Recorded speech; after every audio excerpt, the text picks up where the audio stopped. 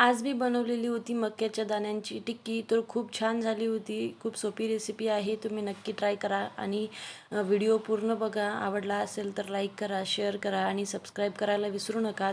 बाजारातून मी मकईची कणसं आणली होती. फ्रेश होती तेव्हा आणली होती तेव्हा, पण वेळेवर खाल्ल्या नाही गेल्यामुळे ती सोकल्यासारखी झाली होती. म्हटलं याचा काहीतरी पदार्थ बनवूयात म्हणून मी उकडायला टाकली. ते उकडल्यानंतर जे दाणे आहेत ते एकदम सॉफ्ट होतात आणि खायला पण एकदम चवदार लागतात. तर आपल्याला टिक्की बनवायची आहे.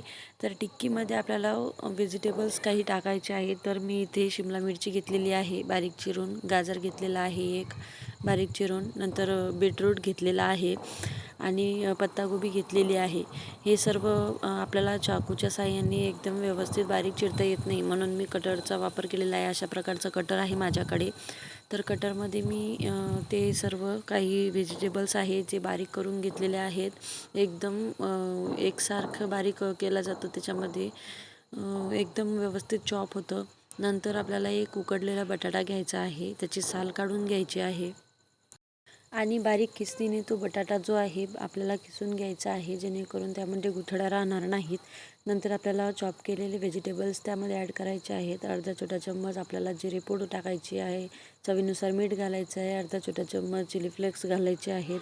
तुम्हाला हवं तसं तुम्ही तिखट वापरू शकता, हिरवी मिरचीसुद्धा टाकू शकता. नंतर त्यामध्ये उकडलेले जे मकईचे जे दाणे आहेत ते टाकायचे आहेत. कोथिंबीर आहे बारीक चिरलेली टाकली मी.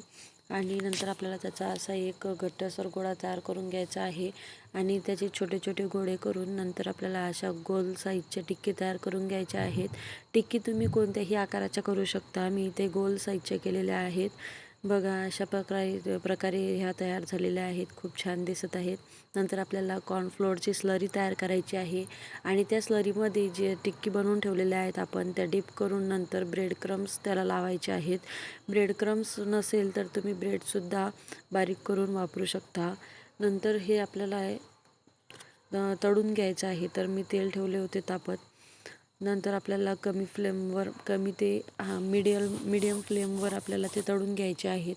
नंतर आपल्याला सर्व करण्यासाठी दही लागणार आहे. तर घट्टसर असं दही घ्यायचं आहे, त्यामध्ये साखर टाकून ते असं छान मिक्स करून घ्यायचं आहे आणि नंतर आपल्याला टिक्की सर्व करायची आहे. तर ह्या टिक्की आपण तशासुद्धा खाऊ शकता. खूप अप्रतिम लागतात त्या, खूप मस्त लागतात. तशासुद्धा खाऊ शकता तुम्ही, नाहीतर हिरवी चटणी किंवा अजून काही टोमॅटो सॉस वगैरे याच्यासोबतसुद्धा खाऊ शकता. मी इथे दही टाकलेलं आहे त्याच्यावर आणि खट्टाई केलेली आहे चिंचेची. त्याच्यावर सांबार वगैरे टाकून घेतलेला आहे. खूप मस्त लागतात त्या, अप्रतिम लागतात. तुम्ही एकदा नक्की ट्राय करा. ही रेसिपी खूप सोपी आहे, काही जास्त कठीण नाही आहे.